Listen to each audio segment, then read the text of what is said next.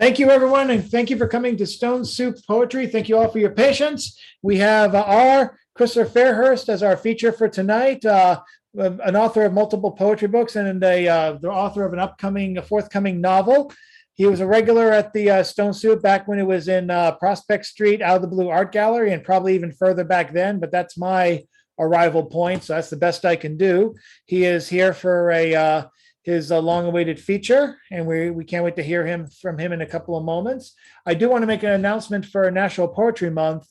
I just got information yesterday from John Mulrooney that there is an event going on April 6th, which takes place a week from now, literally next Wednesday. And it is a presentation that's an oral history event at the Woodbury Room at Harvard. It's going to be a multimedia event, which means it'll involve Zoom as well. And it's called Weston and the Boston School. This takes place at 7 o'clock on Zoom. Christina Davis and John Mulrooney are integral in putting together this event. Event participants include Joe Torre, Fanny Howe, Jim Dunn, Chuck Stein, and several others. I've been invited as well to add some thoughts on Carol's vast history in the poetry world, including other people will be including her interactions across poetry worlds, from Robert Lowell to George Baker to Stephen Jonas's Magic Evenings to the long history of Stone Soup.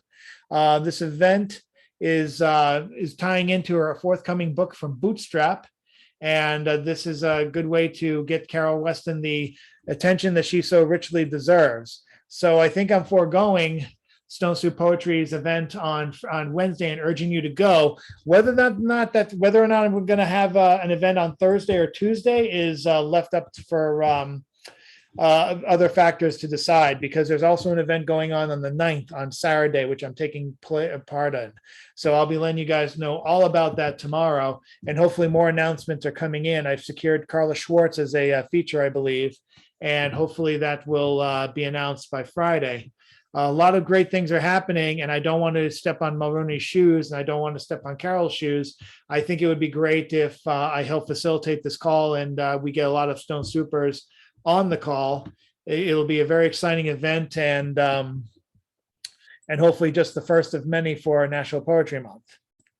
We have a lot to do tonight. We have a lot of features, and we have a lot of open mics, and we have a lot of feature to listen to and give him his attention. He is listening via Carol Weston's line. Even though he's muted, he can hear you, as it is with any open micer. We're going to get started right now, and I had a request for this person to start as well. She might be our seminal #1 spot. I think she was the first person last week too. So it's a good habit. The previous #1 poet for the longest time was Lee Lateef. And those of you who know him know that's the #1 spot was a dubious honor to have. And most people who were #1 on the Stone Soup list, if he wasn't there, often wrote themselves down as #3 or #5 because they didn't want to be #1, but no one else wanted to put themselves in #1. So them's the breaks. But it's always good to have a volunteer. So let's welcome up Julie Murray-Hoey to the open mic. Hi, I guess I'm #1 tonight. This poem could Yay. be This poem could be triggers for people. It's entitled Daddy Dearest, not to be taken lightly. So if somebody needs to mute this or blank your screen, do whatever makes you comfortable. And I just finished this today, but I think I've been writing it all my life. Daddy Dearest, not to be taken lightly. Passion flames leap and soar, escape the burning barn. Your broken promises multiplied, so much for do no harm. Your rage engulfed us fully, permanently charred and scarred us. Blackouts happened day and night, and my mirror looked on in disgust. Never air your dirty laundry. I can hear you say back then, you fucked us all, you fucked us up, over and over again. But I was never dirty. Mom kept us all so clean. She loved us all ferociously, our home shiny and pristine. I now face my mirror and face the world. You'll say I am a survivor, but I speak and damn despite it all, I'm an artist, a poet, and a thriver. Thank you. And I had said to Chad I was going to do one more, but I have two. This next one is just a few lines. Okay. It's called Welcome. Your parted lips brush my flesh.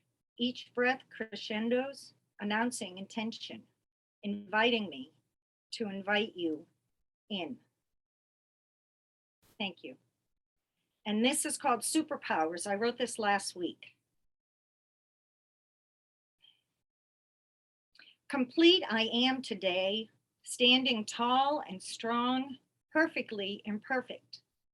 I'm transported once again, fortified by soulmates, both brothers and sisters, in sobriety, artists, the powers that be, and poets. Not manic nor depressed, I've transmuted the poisons in my life and come through with flying colors. With truth at my side, in the brilliance of soul, with spring I emerge, reborn, and reclaim my superpowers. Thank you.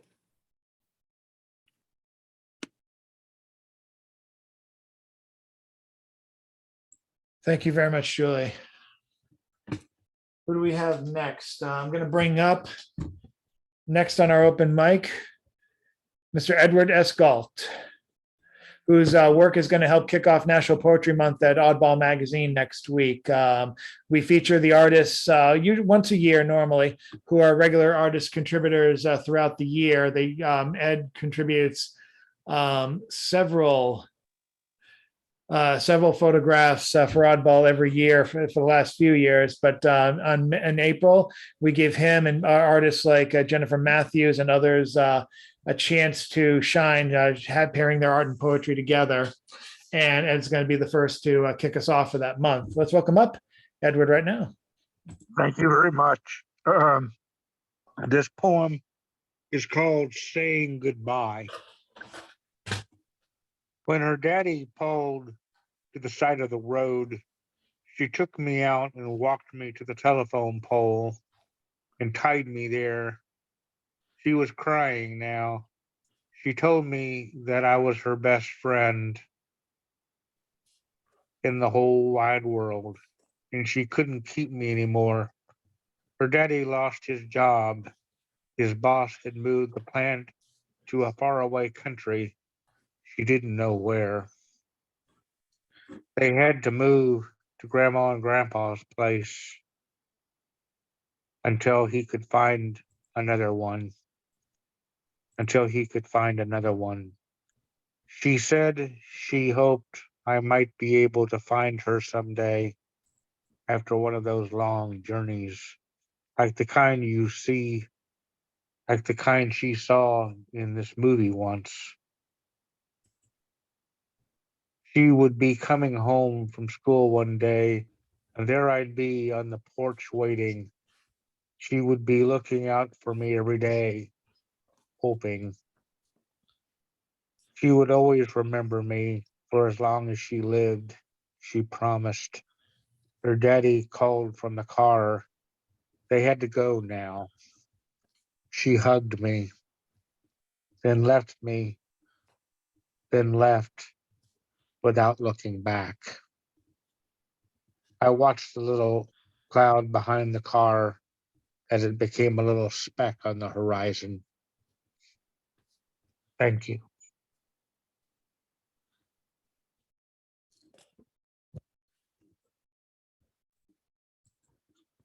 Thank you so much, Mr. Galt. And I'm going to bring us over now to Miss Jan Rowe. So happy to have her join us again. You're still muted. There you go. Thank you. I read this yesterday at the open mic in the afternoon at Tuesday afternoon, Sprott Hall, and the writing groups in the morning. This is like in a question and answer. So it's audience involvement. Does the USA promote oligarchy ruled by the rich or democracy ruled by the people? Well, what is it? Does the USA promote oligarchy or democracy? Oligarchy, you know, like that Russian oligarch may have 2 yachts, but our Betsy DeVoe, former education secretary, has about 7. Who recently said, war is big business for our leaders? War is big business for our leaders. That's a congressperson from Georgia. Now, who questioned why would anyone run for Congress if they couldn't make some money? I didn't catch that name, but I'll get it. The day Abraham Lincoln was assassinated, he had a meeting about forming Secret Service in reference to what? Counterfeit money, strangely enough. Okay. One of those sanctioned by Russia, along with Hillary, and a former top aide to 5 draft deferment Vice President Dick Cheney. She's one of our negotiators, I'm afraid, with Russia. Who's that? Victoria Nuland, wife of Kagan. Who recently had an airport temper tantrum when arriving late to the gate and actually said, "Do you know who I am?" Cancun Ted Cruz. And the last one, although Hillary, Secretary of State, and Obama took out in the coup, democratically elected president of Honduras, who was just elected president of Honduras. That guy's wife, Zaleo's wife. Thank you.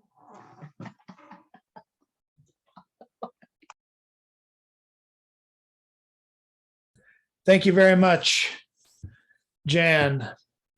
Another reminder, with all the excitement of events coming up in the next couple of weeks, I had forgotten the one happening in 2 days. National Poetry Month is starting on April 1st, and National Poetry Writing Month is also starting on April 1st. That means that you have playtime to join the secret Facebook group. I should say it's not secret, it's private. You can join privately and participate with a number of others. We've already had a few people register. The rule is to just write as much as you can. If you can average 30 poems in 30 days, that's fantastic. But whatever you can produce in that time, some people just write as much as they can. Some people try to average it. It's some people have rough drafts that they work on for a few months, and then they put it all down on the typewriter and on the computer when it's time. Everyone has their own little approach to National Poetry Writing Month. If you go to the site now and you join it, there are links to the National Poetry Writing Month site. There's also the link to that should be on the Stone Soup site. I'll probably repost it again in the next day or so. But by all means, if you have a chance to and you want to participate, no pressure. Just post when you can. And if you can comment on other people's pieces, that's so much the better. If you can't, I don't blame you. I'm usually writing too much to comment on anyone's stuff, but we'll do what we can. But a lot of people like to do this exercise with other people. So and if this is your first time doing it, it's pretty exciting. I've been doing it for almost since around 2005. I think with only one year incomplete or 1 year skipped. So, and this actually, it might have been like 2007, but it's been going on for a long time. Maureen Thorson. Yes, is there a link to the site, the actual NaPoWriMo site? I'll put that up right now, and I'll beat CC to the punch and just remind you to, there's an option to save the chat. If you have personal blogs, you can also register them, and you might gain an audience for your work just by posting on your regular blog. There's a reason this is also called Global Poetry Writing Month, just from the years of more and more people joining. All founded by one Maureen Thorson back in the early aughties. So, and she still helps to maintain the site today. With that, let's figure out who our next person is going to be up on the open mic. I think I'm going to bring up Mr. Bill Lewis. Whoops, I muted you by accident. Sorry. I was trying to ask you to unmute. My bad. Why, thank you so much, Chad. Fellow poets, it's a pleasure and honor to be here. Most evenings, I endeavor to do something uplifting and positive to remind you of how much wonder and glory there is in the world. This little ruffian here just wrote me a letter requesting that I should be a reference for his job.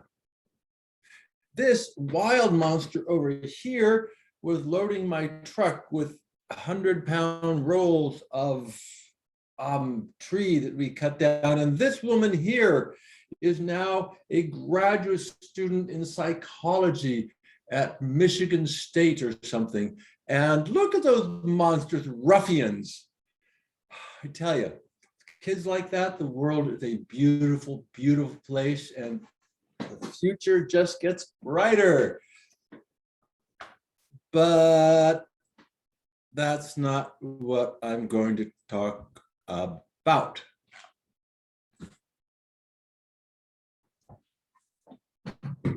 I had a girlfriend, Joanne, and we were really tight for a little while, and then she took off and I took off, and we went different ways for 20 years. And that's okay.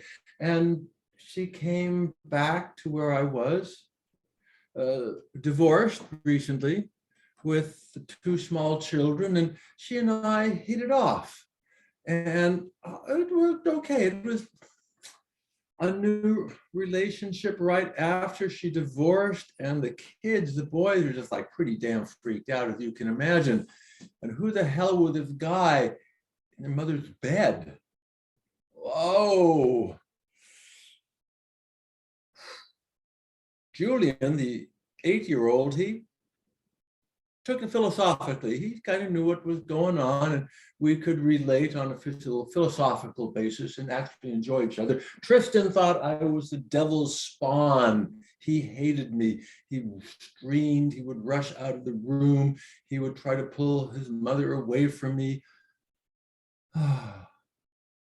But, you know, Dad just got ripped out of your life. What the hell do you expect? And Joanne and I, we were kind of like this, but you know, she just got divorced. She found her husband in bed with somebody else. Oh my fucking God, of course it's freaky. And I kept trying to be the right guy. Don't worry, I'm there for you. I'm there for you. We don't have to make a decision yet. Let a time pass. I'm there for you. I'm there for you. And we went up to the mountains at 9 months and went to a dance workshop. It was wonderful. We had so much time. We were driving home, and I turned to her and I say, next year, you know what we should do? And she tells me that there will be no next year because she has found her soulmate. And this is our final date goodbye. And that was horrifying to me. Boom, over. Tristan, the 3-year-old, he had at one point run across a dance floor and almost stripped people. I had warned him that it was a very dangerous thing to do. He did it again, and with his mother's permission, I took him out behind the shed, pulled down his diapers, and gave him a hard, told him what he had done wrong, that he was never to do that, he was endangering people, and let him run off to his mother. When I visited them the next time, he saw me, they came up to the house, and he gave sort of a squawk and came running out, jumped into my arms and hugged me. And from that moment on, I was his favorite person in the entire universe. All he wanted to do was be with me and do things. His mother was getting jealous at that point. But that was before she found her soulmate. They left. I never saw them again, but one time, 6 months later, I was walking down the street, and there they were. Tristan saw me, and he runs, and he jumps into my arms, and he won't let go. And his mother pries him off of me. His mother and her new husband take a screaming child down the street.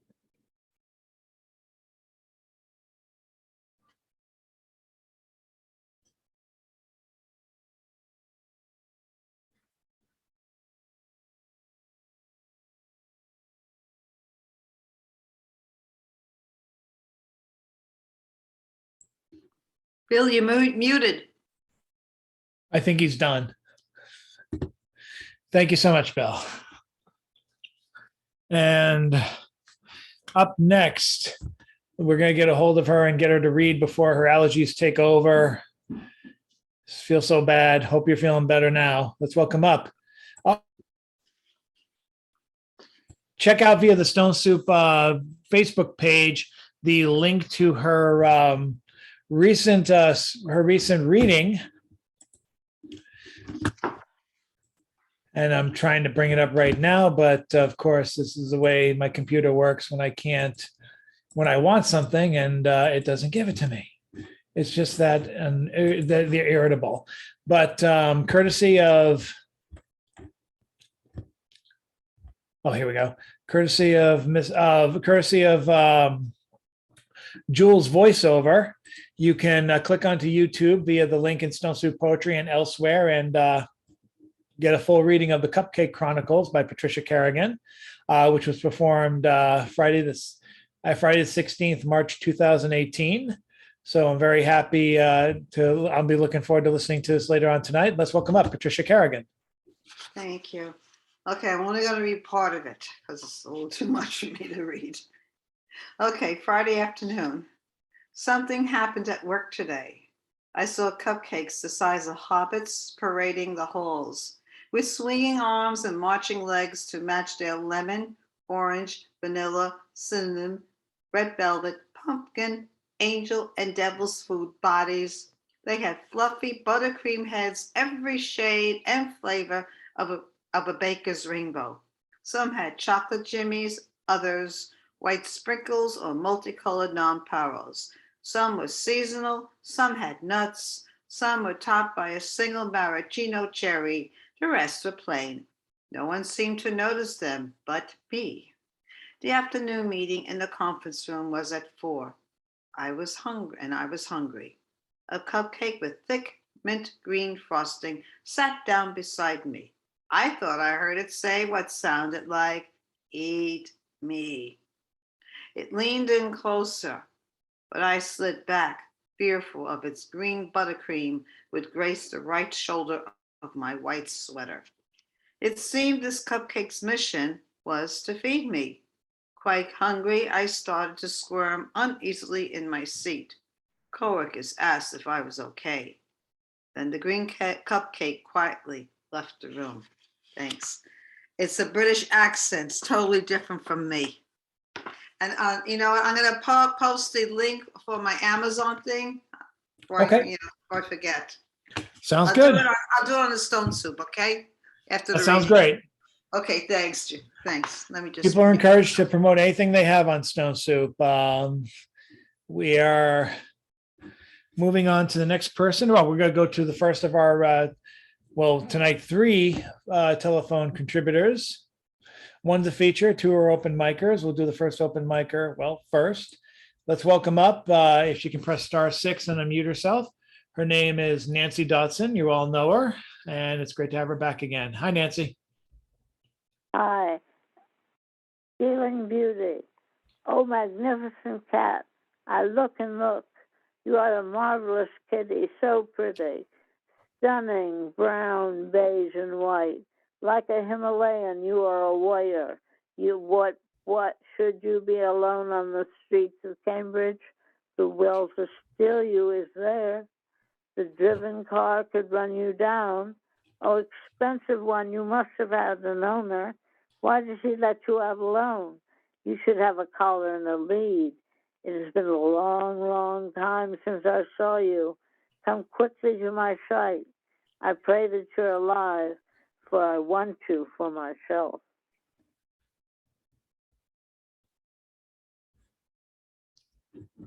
Thank you, Nancy. And Now for someone completely different. Let's unleash the Chris Fitzgerald. Mr. Chris Fitzgerald, all you gotta do is press star 6 to unmute yourself, or however you do it. I forget you're not Can joining. you hear me now? Yes, we can. Yes, we can, sir.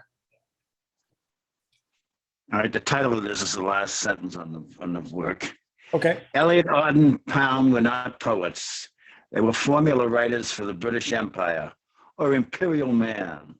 Imperial Man has been around for thousands of years. His basic premise is, I'm better than you, dipshit.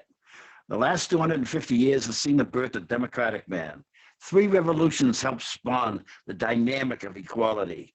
The 3 revolutions were American, French, Russian. The primary concept is no one is entitled to more, and the bully is a 2-bit friggin' dirtbag. To be free is the direction people should travel, but freedom defined by economic systems. Or as Walt Whitman once put it, people with a mania for owning things. Freedom is understood by the artist means you're accountable for your being, accountable for your moments. Your moments are your engagement with the world outside of yourself. In Robert Frost's words, poetry is grabbing life by the throat. Most people's thought patterns have been shaped by religion, political theory, philosophy, all non-artistic pursuits. You just want to join a group that's on the right side of history. But if you're an artist, you are extremely familiar with James Joyce's Stephen Dedalus line from Portrait of the Artist as a Young Man, history is a nightmare from which I'm trying to awake. Or in game show words, Alex, can I have assholes just like me for 600, please? And this is a little other short one. That's going to be about 20 pages at first. I came back to Stone Soup on August 3rd, 2015, after a 20-year absence. My mother had died earlier that morning, and I had a few poems I'd written about her that I wanted to read.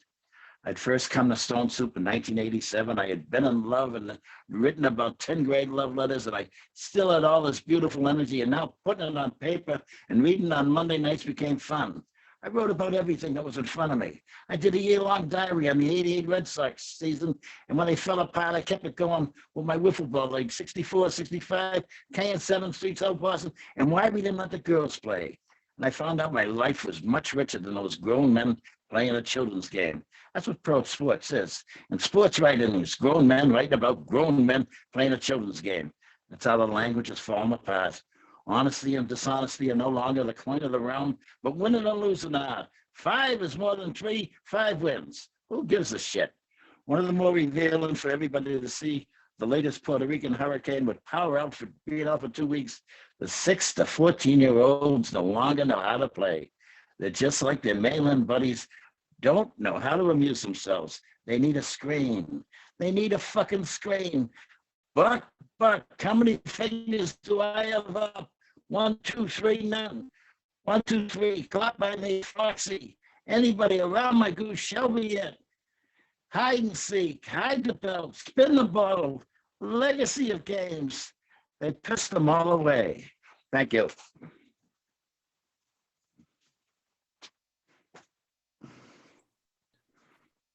Thank you, Chris. We just had a new someone join us, Kathleen Hulser. Kathleen, if you want to participate in the open mic, just let me know via private messaging.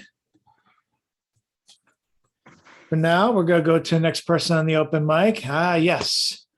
I raved about her upcoming reading, her actually feature. I actually sent a link to it via the chat. For her event. It's basically an event revolved around her and her history. I hope you guys become a part of it. And I'm going to just stop my talking and introduce her right now, because for those of you who haven't heard her before, this is a great opportunity to know why you should register for next week. Let's welcome up Carol Weston as soon as I unmute her. There you go, Carol. Hey, Carol. It seems like everything happens by weird chance. For instance, I was standing in line at BU waiting to talk to Lowell, turned my back, and there was a sign saying that Breadloaf Writers Conference, 1954. My God, so I went. So I met George Barker, the British poet, Tambi Mutu,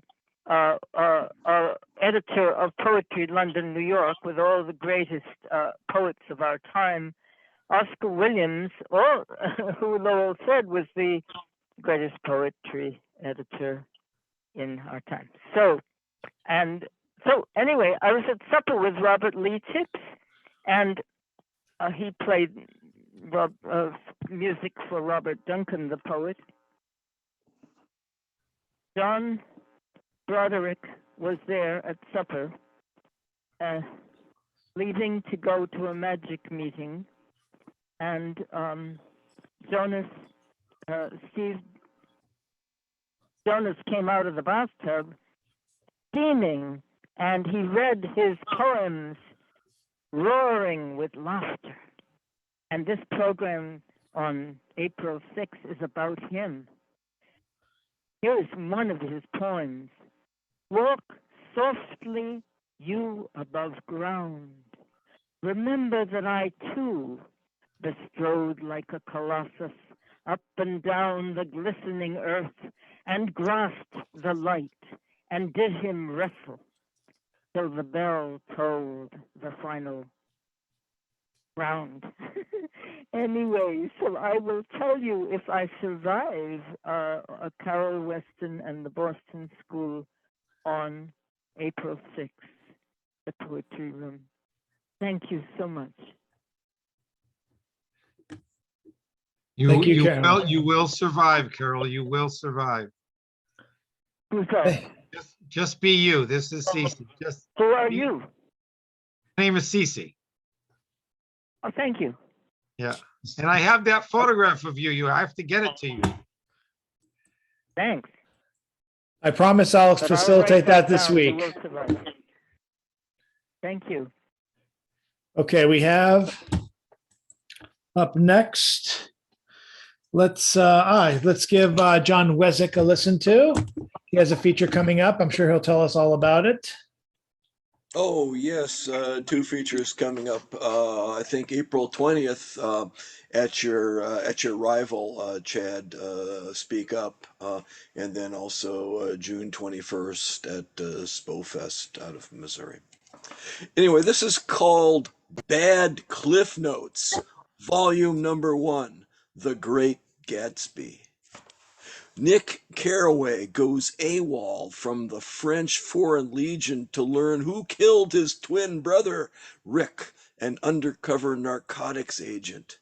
Nick impersonates his brother at an underground mixed martial arts tournament run by Jay Gatsby at his estate called Xanadu. Tom Buchanan is the guy to beat. He weighs 260 pounds and has 2 cobras tattooed on his sticks. He tosses his first opponent out of the octagon and ends up putting him in a wheelchair. None of this bothers Nick Carraway, who calmly watches from the sidelines while doing full splits. Now, Myrtle Wilson is smoking hot. Tom Buchanan overhears her mention how sexy she thinks Nick Carraway is. This makes Tom jealous because in spite of being married to Daisy, he's been carrying on with Myrtle for over a year. To get Nick out of the picture, Tom gives Myrtle's husband, George Wilson, some hallucinogenic powder to put inside Nick's mouthguard. During his first match against George Wilson, Nick begins to feel woozy, unable to see where George's punches are coming from. Nick takes a beating. When George gets Nick in a chokehold, Nick flashes back to a playground fight when his brother yelled, "Use the headbutt, Nick." Nick headbutts George to get out of the chokehold and then wins the match with a spinning back kick to George's face. Daisy Buchanan mistakes Nick for his brother and slips him a note saying the drug buy will take place at midnight. When she learned about her husband's affair with Myrtle, she became Rick's informant. That night, Nick sneaks out of the dormitory and runs to the pier where the deal goes down. After Tom buys the drugs, he hears Daisy's cell phone ring from the shadows. He, Myrtle, and his henchmen capture her and discuss how to make her death look like an accident. Nick Carraway comes to the rescue, dispatching Tom's henchmen with cartwheels, somersaults, and kicks to the face.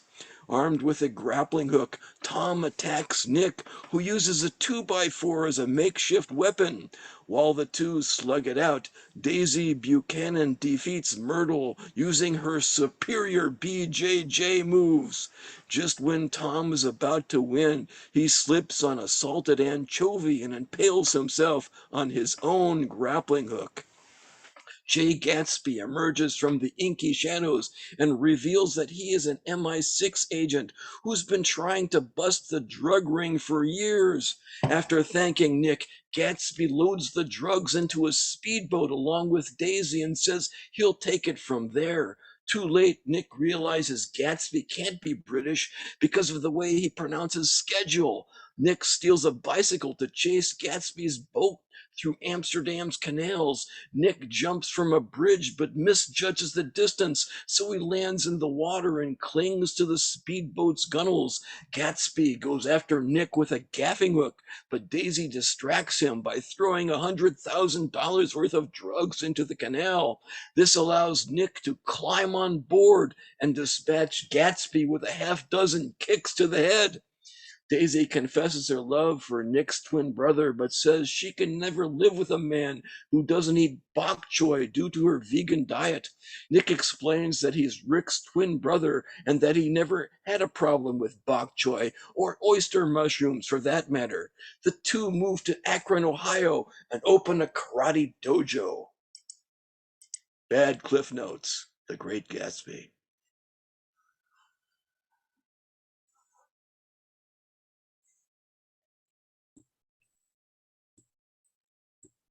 Thank you, John. Love it. And we're getting towards the end, and we will hear from our feature shortly afterwards. Julianne Powers, who we all met last week, is foregoing her slot. So we're going to go now to the final two in the open mic. The first of the two last. Does that make sense? Yes. Let's welcome up Mr. Cecil Chagra. Okay, hi, everyone. And Julian, you can read anything from anyone. You do know that, right? You must have a poetry book in the house. So anyway, I want to dedicate this reading. This is a poem that I read a lot at Stone Soup in the late 90s. So this poem is 25 years plus old. And I'm gonna dedicate it to you, Julie, from what you read, and somebody really, really sacred on this planet, who gave me the heart and soul and compassion and envy of understanding the abuse of child rape, basically, pedophiles, cannibals. But this is another heavy story, and this is called Daddy's Little Candy Secret, and this is for the courage of that. And again, this is 25 years old, this poem. She couldn't throw her chessboard at what was happening fast enough to make the world shatter back into tiny pieces that lived like glitter on the back of her hands that she knew so well and in detail. Each sealed detail locked away in boxes of shock and buried alive with no innocent flowers there, where she can keep an eye on them, just an arm's length away from her face, admiring her Teflon manicure and smiling gently from her frost-bitten gaze, lost in a twist of threatened safety at the sight of the invisible, stainless, bloody blood on them, not there, dripping. The blood of all who ever tried to get between Daddy and her safe, safe world, her safe, safe, too old, raped away to be the liquidity of her wall away, quick, quick, quicker hate he taught her to say in a living death pact. Daddy loves his little girl, she would say. Meanwhile, Mommy's sanity snapped into pieces of psycho-beaten worthlessness, caving in on itself again, surgically word cut again by this sweet daddy, surgically cutting the crime right out of it. Till this one time when it all passed through her mind, time as the shattering whole of it came to darkness, no more. And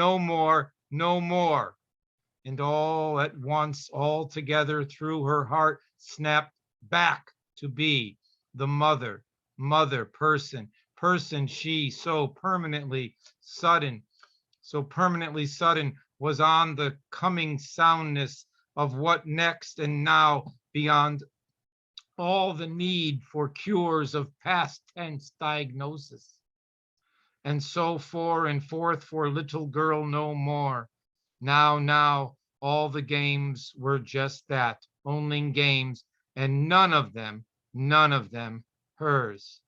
You see, Daddy's little girl could not throw her chessboard away fast enough to realize she has thrown herself into her mother love, waiting empty no more, hurt from the truth now surfacing as beads of sweat coming out of control from Daddy's brow, from Daddy's eyes, her Daddy's demise, uncoiling faster than his power over her fears could rear, and come clear to the breaking point that broke this buried alive prisoner out of Daddy's sweet built cage he kept her in. Now out for good, to be free, to be a survivor of stolen innocence, to a new, older, first of its kind time innocence, and breathe free, to fall in love and find out for herself about hurt there. Except this time and any next time that may follow, the pain of love there will be the lesson of her very own lessons based upon her very own free choices.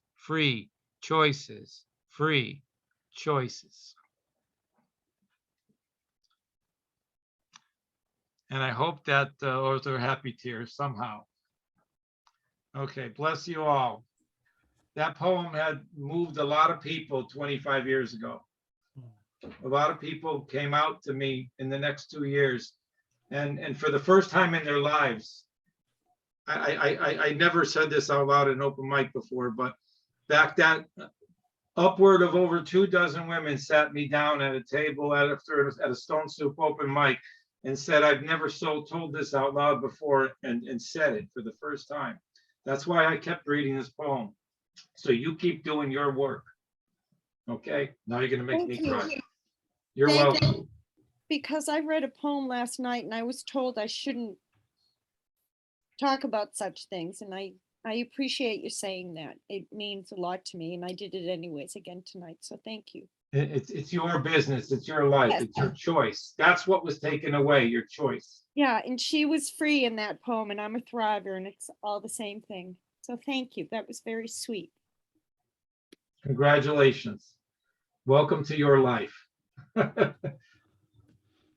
Thank you so much for sharing. I feel bad that someone actually told you couldn't write, you couldn't read that poem. I mean, also, I've just kind of noticed that even without, daddies are taking a pounding tonight. You know, that's going to be like my title of my Stone Soup Crouton poem, Dawn Gone, Daddy Gone. That's not a judgment. That's just, it's amazing how even without CC's inspiration to read that, you know, that's just been kind of coming out tonight in tonight's work. It's, but if you're a good daddy, it's not going to bother you. If you're a daddy that's done that, then let them be bothered. Of course. But it's just amazing how that kind of became a theme tonight. You know, the themes do pop out just simultaneously sometimes. That's one of the magics of the open mic these days. And with that, we will have the feature after we have our last open micer. This is the perennial closer for Stone Soup's open mic. Check out Oddball Magazine at oddballmagazine.com. This column, It's All One Thing, a weekly poem column of all things. Who would have thought? It has been running without fail for numerous years now, and is featured every Thursday morning at 11 o'clock. And these days, with our contributors being, our columnists being on sabbatical, it's the one thing that it gets the sole spotlight on Thursdays, which actually makes me happy. Let's welcome up Mr. James Van Loy. Thanks, Chad. So actually, I have here this little chapbook that Jack Powers put out with me of work that was done at the St. Francis poetry workshop that I ran for probably about 15 years, but was actually started by Jack. He actually was trying to do a mission down into what was then the combat zone. And St. Francis House was there, and he started a workshop there, and I eventually took it over. So anyway, this is the book from it. And this little poem actually was one of the poems that Jack gave me initially when I first started to do it. And subsequently, I realized that it was actually Jack, and I included it in this book. I was sitting here, forlorn, empty, more than sad, when suddenly a fierce fluttering, wings battering the window, brighter than the cardinal, more resplendent than the cockatoo. Awakened, reborn, I recognize the guardian angel who I thought deserted me years ago. And I'd like to read another one from this little book, which is called Harvard Square, Saturday Night. And this is actually by Raffi Wolf, who also came to the workshop for a while. Harvard Square, Saturday night.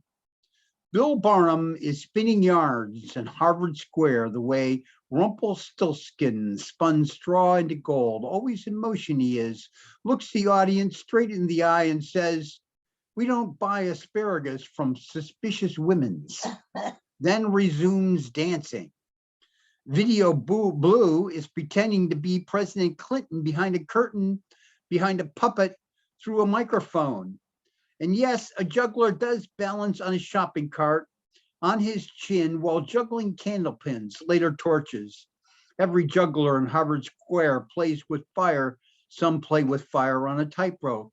And here is a Russian puppeteer with a devil, two skeletons, a clown, and Louis Armstrong, among others. I once sold poetry in an old improvised clown costume in the same place as Bill Barnum. I keep the red nose in a bag in my closet, the red suspenders too. Okay, and let me give you a short song. Let's swim to the moon, let's climb through the tide, penetrate the evening that the city sleeps to hide. Let's swim out tonight, love, it's our turn to try. Park beside the ocean on our moonlight drive. Let's swim to the moon, let's climb through the tide. Surrender to the waiting worlds that laugh against our side.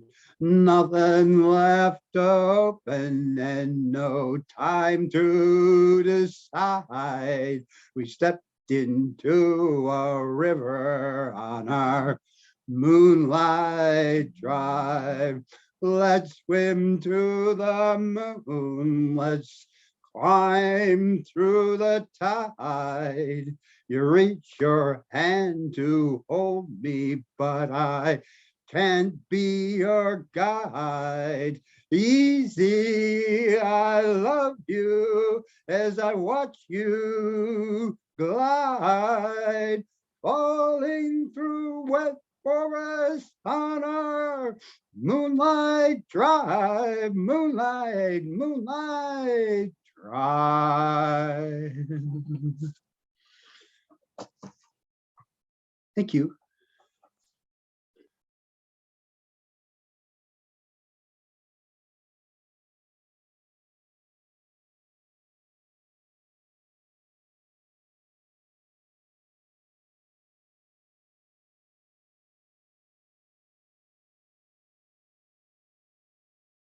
You're muted, Jed.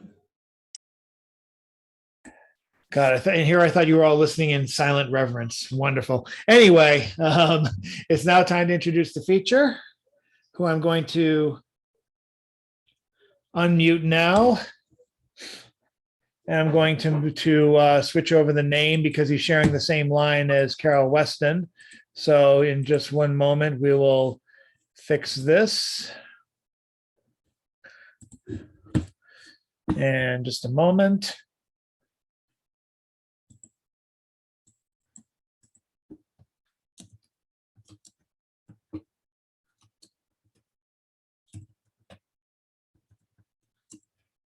Mr. R. Chrisler Fairhurst, can you hear us? Yes, I can.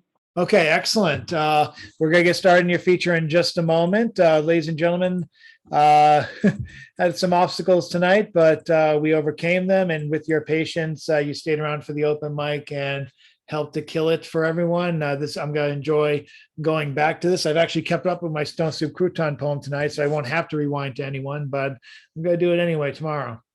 So this is great. So thanks to everyone who has participated or is just here to listen. That's much appreciated.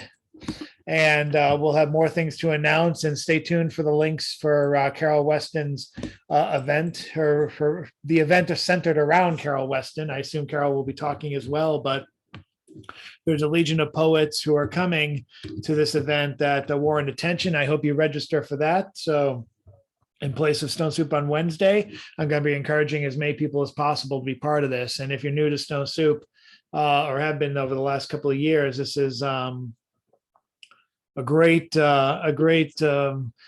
education as far as Boston, the little known side of Boston poetry. Hopefully getting more recognition as people like John Mulrooney hope. But now we have our feature tonight with R. Chrisler Fairhurst, who is the author of 2 collections of poetry, Obscurity Wounded and Synchrony. His latest novel, Isyeka, I spelled Isyeka, so apologies for mispronouncing that if I did, is due out later this spring. So he has a lot to offer us. He's shared some poems via private correspondence, and of course, he has a lot to share. Maybe we'll hear an excerpt from the novel tonight. Maybe we won't. But I'm looking forward to this. He is a member of the old guard of Stone Soup from the Prospect days, the Prospect Street being in Cambridge, former location of the Out of the Blue Gallery, which is currently located in Somerville and holding, hopefully. Let's welcome up and give our virtual round of applause for R. Chrisler Fairhurst as I bring up his picture. And once again, thank you all very much, and take it away, R. Good evening, everyone. This piece is called Reality's Legs. Walk through life, more beautiful than anything. Stand in the sun's light. Be lovers, be anyone for all the people on this earth. Walk through life. Care for all things that make you strong. You close brothers, you close sisters. Love each other, change it up. Look at the world. Take it slow. We haven't a long time or a long way to go until we finally see we have each other and the world. Don't be sorry. Walk through life and know of human emotions, to open us, to envision always tasting the sunshine of such an impermanent life.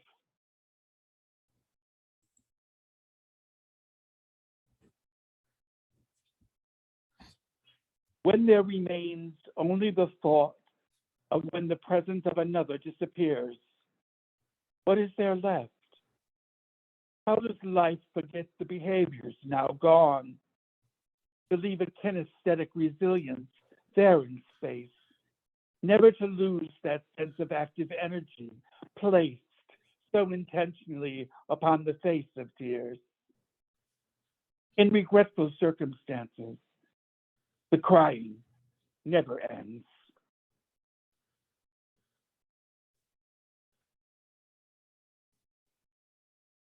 There has been too much loss. Why do we accept the end of life so readily, so easily, so acutely? Where went the concept of longevity? Why do we insist on living so passively, clearly viewing the negativities we experience surrounding existence? There comes much more to the wants, to the needs, to the desires of the mind, body, and the consciousness, answering questions that can be replete with much more than we are willing to settle for. Responses giving us a new beginning.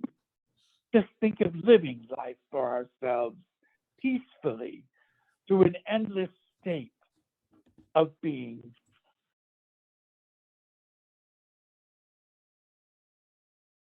No need to wonder anymore. We have become inundated by killing. I asked my senators, I asked my Congress over and over, ban all guns. Why do we need weapons? We have arms to embrace each other. We have lips with words to soften any blow. We have fingers to gently touch our flesh with what seems to be the lost sentiment of love.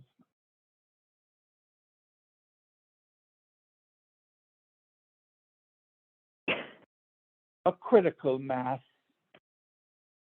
I write to myself, I feel like I live an outwardly transparent life as an older gay man, trying to be understanding of the many human complexities that people often write off for another ritualized way of doing things egotistically. Philosophy reigns as the greatest influence to modern verse, expressing through human feeling, mind to hand, a preference to uncover the obstacles of finding out the most direct way to discover the essence of our communication. Wary that what can be said often can be the culprit who has torn meaning from the pages.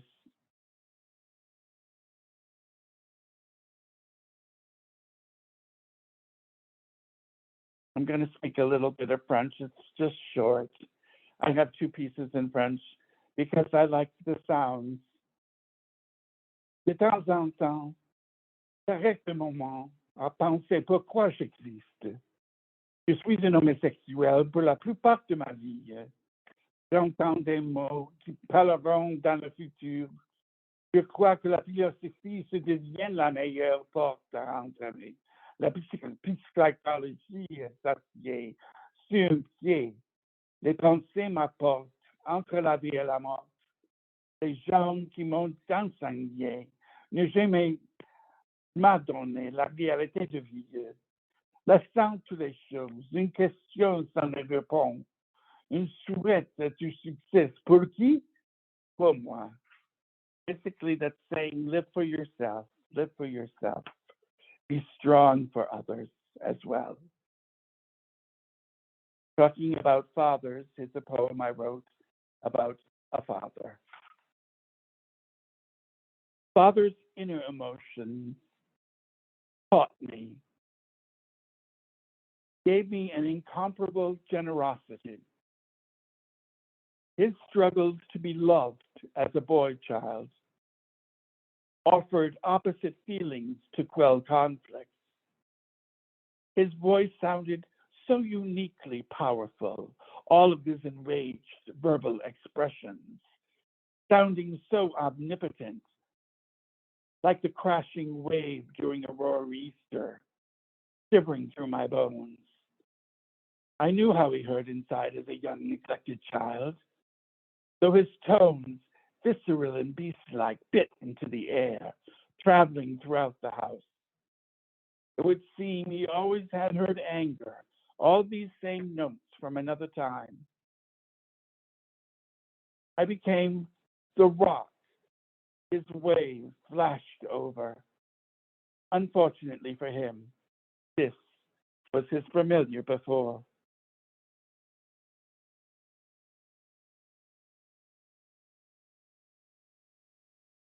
guess I find some greater purpose, not in suffering, but in mind-body growth through periods of age, yes, illness and disease at times. In memory, there still lives that young boy who rocks away physical and emotional pain in the middle of the night, swaddled in that woolen blanket, which becomes a cocoon for the revelation of a metamorphic change. A chrysalis forming such beauty, the memory of the battle for balance disappears in the starlit heavens.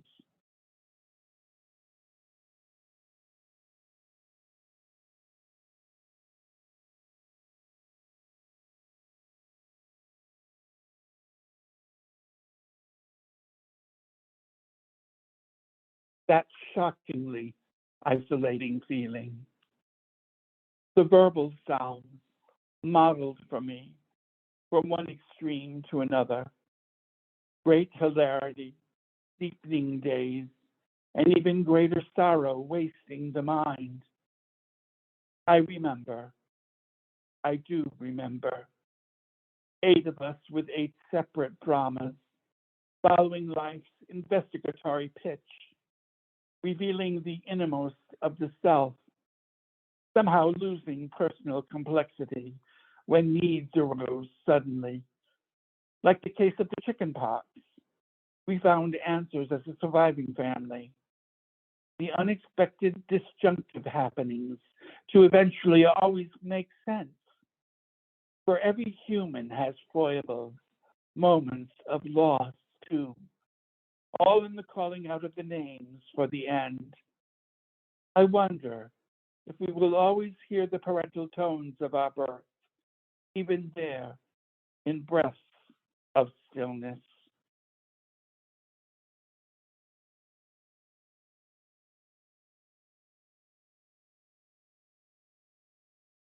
It comes from the depths of the ocean. It comes from the recognition of something ancient in our lives, making us listen to our ancestors who inform us. For in the measures of the sea lies more than what is here, the beginnings of all that exists, now intertwined within all of our life's strengths.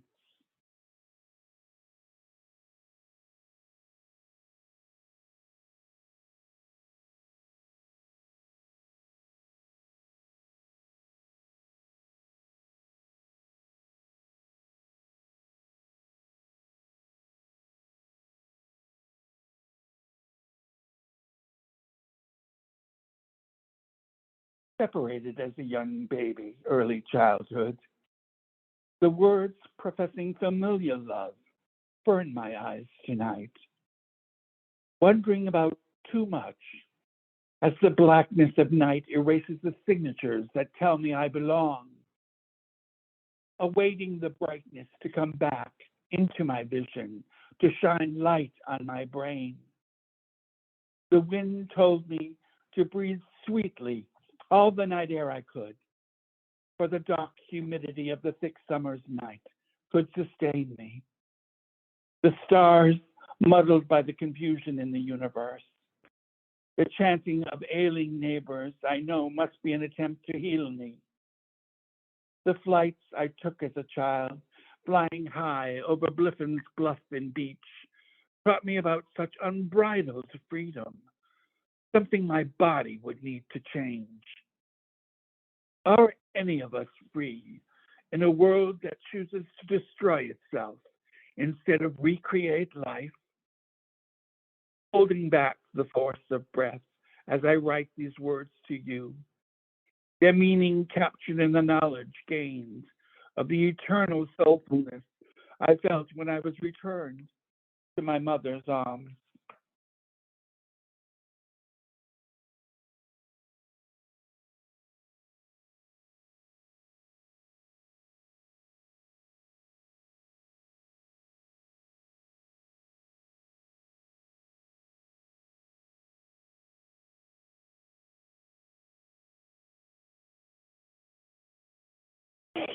Hmm.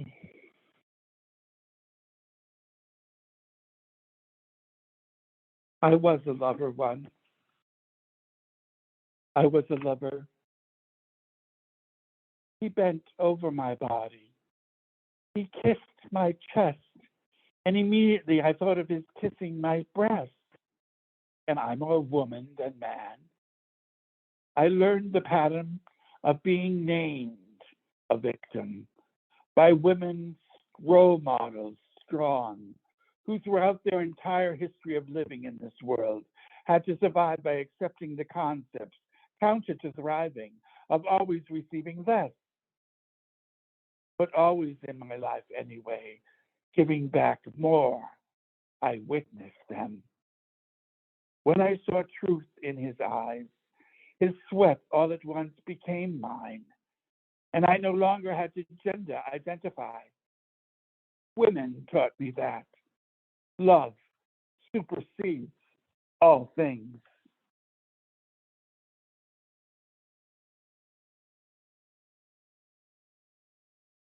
Within an intimate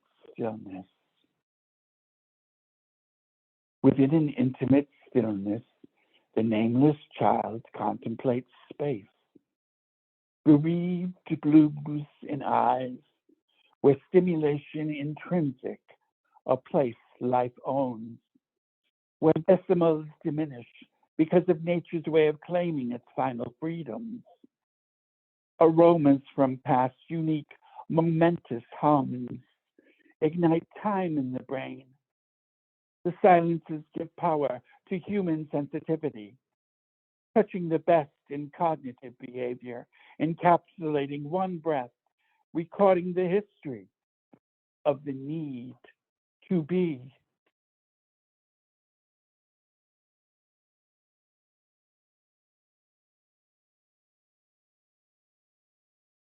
I add a little Spanish and other languages to the English at times, and here's a short example. Los sueños de mi amor. Do dreams even exist within an ordinary life? Or are all visions a part of the extraordinary integers, building experience to expose raw truth, laying facts in a line, expressing colors, bringing textures and aesthetics to language? Los sueños de mi amor.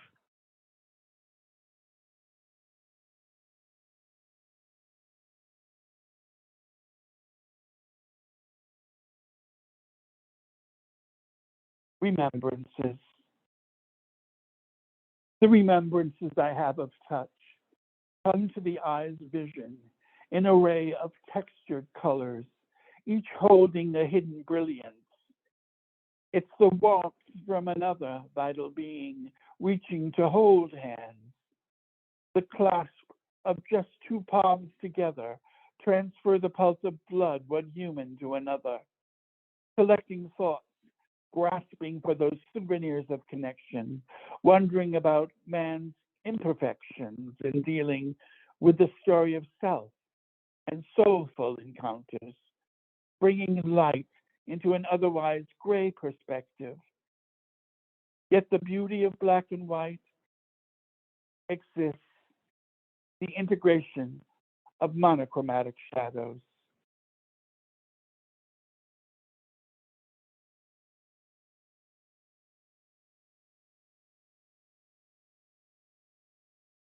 In the middle of a question, time comes into play, judged for our frailties more than our strengths.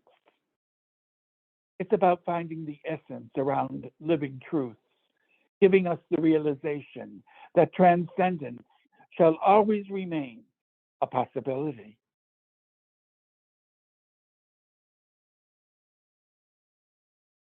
These pieces are from a new collection I'm gathering called Sowing Atmosphere. And I hope, ladies and gentlemen, that this is what it's doing. It's sowing atmosphere in your minds. There is a way one can feel forgotten when age turns one round and the view from inside feels like the only chance to survive the ugliness of humanity, the dastardly human behavior. Reach deeper beyond hate.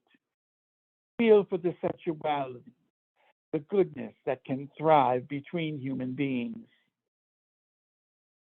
The insides, that velvety smoothness, teaches each one of us of a frailty supporting life, because we are vulnerable as a species, made to be strong in our psyches. The brain's ability to process intuitive thinking, proactive affirmations of living, has long been neglected. So touch with hands. The interior beauty of us always awaits.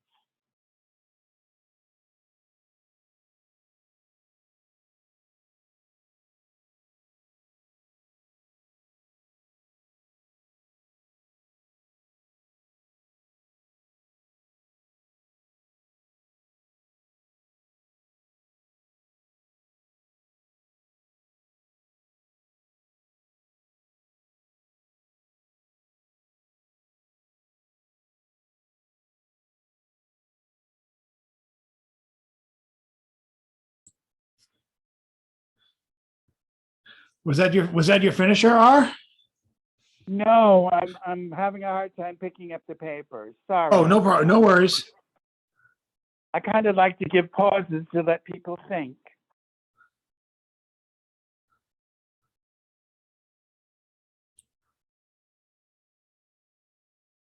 My mother and father passed within the last 10 years of my life. So bits and pieces of all my work have their energy within it. Before I left to visit Mom, I woke up sometime in the night before my eyes captured the moon just at its zenith in my bedroom window as it moved in an arc upwards towards the slits in the blinds. Two separate tones came to my ears, a voice and a whistle. The moon was the visual, the sounds were Mom's. She was calling out my name. Her voice came along with that familiar whistle, a simple phrase with half steps in a line of music, made by my mother at the end of the land, being formed by her spirited love. It was a signal that it was time to return to the eagle's nest. Then it meant that supper was ready to be served on the table. Now it means, come be my side, up on the hill of the Catholic Memorial Home, overlooking the river. Those memories of hearing those notes drift on the air touch my soul. Sentimental, yes, I embrace it. I would be playing in the hot summer sun down by the riverside. She would purse her lips together to blow her love on summer breezes, calling us home.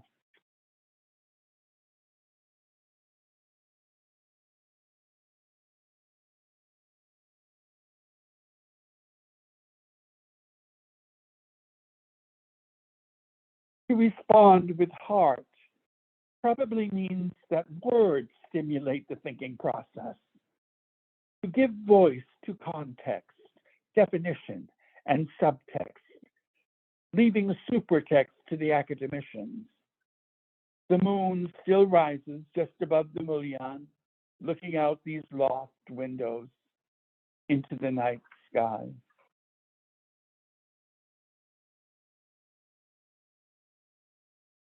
I have figures in my life that I listen to often, and two are Mark Doty and Marge Piercy. I believe Marge came to read at Stone Soup at one point. And both of them inspired me to write this. No one spoke so eloquently before. It was a happenstance that brought me into the foreground, a unique experience untouched by any other inspiration ever felt. Because regardless of how words mask the human expression, what they always clarify are the undercurrents, the psychically impressed sensations, delivering sounds directly to the mind's ear. From here, the human intellect may grow exponentially, outstretching what is linear to what becomes far more meandering in a most acute way. Each image used as stepping stones comes to the fore with attention pulling on the next. The absolute need for an open-minded agenda could only lead to the creation of separate meanings through each poetical expression. I want to thank them for their work. They touch me.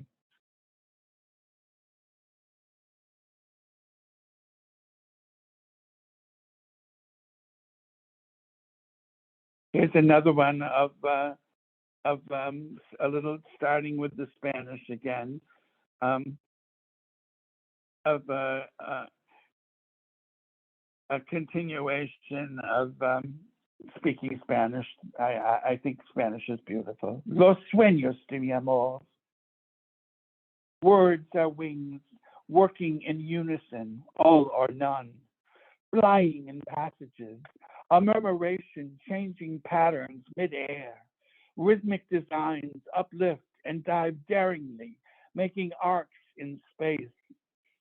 Seen in the reflection of the sunglasses pressing against the brow of another human being, looking for respite from the war mentality, a military mindset replacing the local police, surrounded by defense and aggression.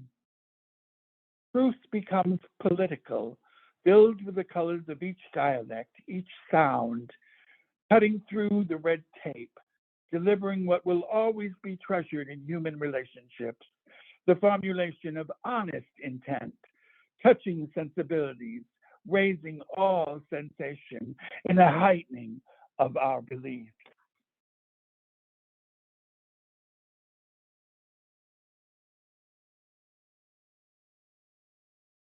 To Yvonne Sandstrom, butterfly window. She told me to look out the window and up into the heavens, expanding thought, where all creatures take flight, don't they? A person of high esteem in my life, a doctorate in the studies of English literature, a woman who I asked to reveal her truths, the purpose of study in my life, which she shared with me. Need exposure to ease the angst of the human race, because we are short-lived.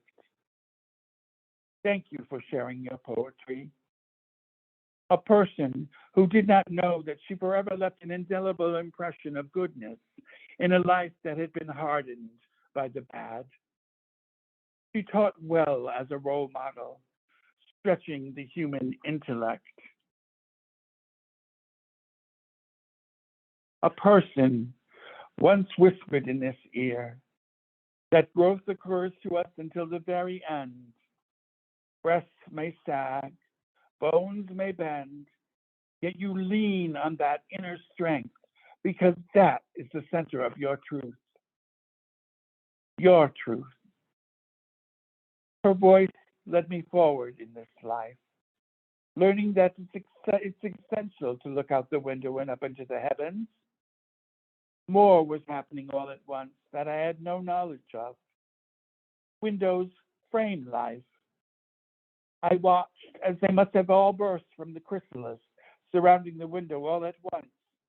White moths flicking around the edges of a sill. They seemed to be digesting something. Maybe it was the protein from their chrysalis. One at a time, they flew into the center of the window as if to let their presence be known. This is the beginning of the end of my new life, given wings to feel the freedom on the drafts of air. Their announcement communicated a delicate aesthetic so immortalized in the arts, reminiscent of Japanese art especially. This is what first communicated, immortalized in the arts, reminiscent to me. Let alone white moths thrive, being the embodiment of ancient souls, made familiar to the loved ones gone before. And do white moths energize the psychic forces never harnessed by our brains? Like a moth, I see myself to be somehow metamorphosed. I feel like I am a butterfly. This would be translated in Spanish as a mariposa, a gay man known to have flamboyant affectations. I am a mariposa. There once lived a person who had the wondrous decency to tell me knowingly that like a moth and like the mariposa, I could fly, always looking upwards, beyond the sky, towards infinity.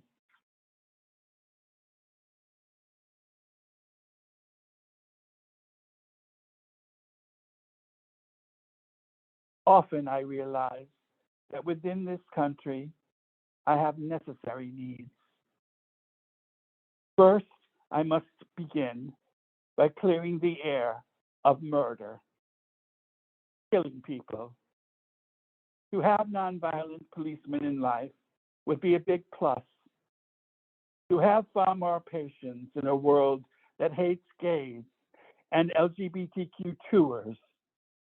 From the time I was a very young, perceptive, tow-headed child, others made issue with the sound of my sissified voice, something stereotypical white males of authority wanted to erase all at once. So in order to grow stronger internally, I had to educate myself to protect all of my more spoken, eccentric inequalities for the betterment of living life peacefully in a war-torn world.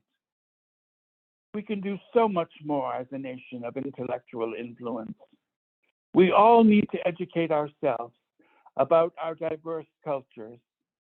We all need to stand and start learning more about the survival of humanity. And I'll do one last little piece that I address to everyone listening. It's very short, and there's only 10 minutes left. To all you at Stone Soup Poetry,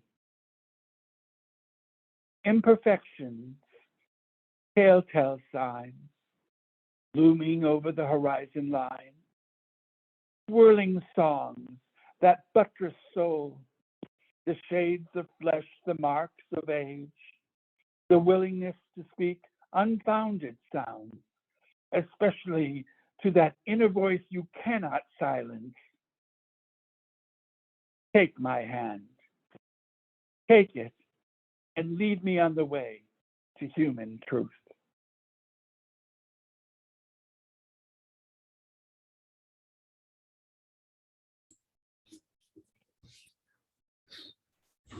Thank you, Chad. Thank you, everyone, for listening. Thank you, Chrisler Fairhurst, and hopefully we can have you come back for regular visits on the open mic. I think you'll fit in just nicely. And very good. Best of luck to you for the upcoming book, the upcoming novel. Hopefully you'll share a link when that happens. Yes, I'm going to connect with Tim if he's okay. I know he's had loss in his life recently, but I imagine I'll be over at Dyer reading when the book first comes. And then I'd love to share it with y'all as well. I try to put poetical thought in everything I do, Chad. It's a part of my life. Well, thank you so much for sharing it tonight, and welcome back to Stone Soup. Oh, thanks so much, Chad. Your welcome means the world to me. It really does. Thank you. Thank you very much. And thanks to everyone who came in to listen. If you can send it to me later on, but if you do have any PayPal or Venmo, and we'd be open to give donations for you. But PayPal and Venmo, you can send to me via Facebook Messenger, and I can share them with the group tomorrow morning. Sure, Chad. Thank you for that. Thank you. And so consider donating to the poets, and or if you can't do it tonight, consider saving your shekels for when the books are available. I'm sure this is not the last we've heard from Mr. Fairhurst, and we'll be looking forward to hearing more. Thank you, Chad. Thank I you. enjoyed it immensely. Yes. Very glad you did, and thanks to everyone for their patience as we found a way to get Mr. Fairhurst on here tonight. I think this worked out really well. He could be another one of our phone regulars. More on that for next week as we talk about the future of National Poetry Month is coming April. I think we're going to save next Wednesday for Carol Weston, and I'll be putting out announcements for that. I hope you are all there for Carol's event, which happens the same day, the same time as Stone Soup. I'll be there, and I hope the rest of you are as well. And more announcements will be coming as far as what's going on for National Poetry Month. We're going to have a very busy month this April between this and the events and the National Poetry and Writing Month Challenge. Thanks to those who have participated on the private group, and more will be announced. So thank you all very much for this great conclusion to March. We have one more day before March goes in like a lion, out like a lamb that's being chased by a lion. So those of you in New England know what I'm talking about. It's kind of crazy over here. So thank you again very much. This is where we thank everyone. We do the wave. You don't see it now, sir. Oh, namaste to you, Julie. But we are waving goodbye to everyone, and you will hopefully see this on the video tomorrow, posted no later than 8:30 tomorrow morning, I hope. And thank you all very much for coming. Thanks to Mr. R. Chris Fairhurst, and more is going to be coming in the future. Have yourself, and all of you have yourselves an excellent evening, and you'll hear from us very shortly. Show's over. See you next time. Let me know about next Wednesday if you need help. Absolutely. We'll talk to you soon. How do we Bye. save the chat? You go to the circle, right? You go to the ellipses next to the smiley at the bottom right. Thank you. Okay. And but all the pertinent information will be saved for later. So again, thank you so much. See you, Julianne. See you, CC, Bill, James, and Jan. Well Always great. done. Well done. Woo. Good night. Good night, each and every one of you.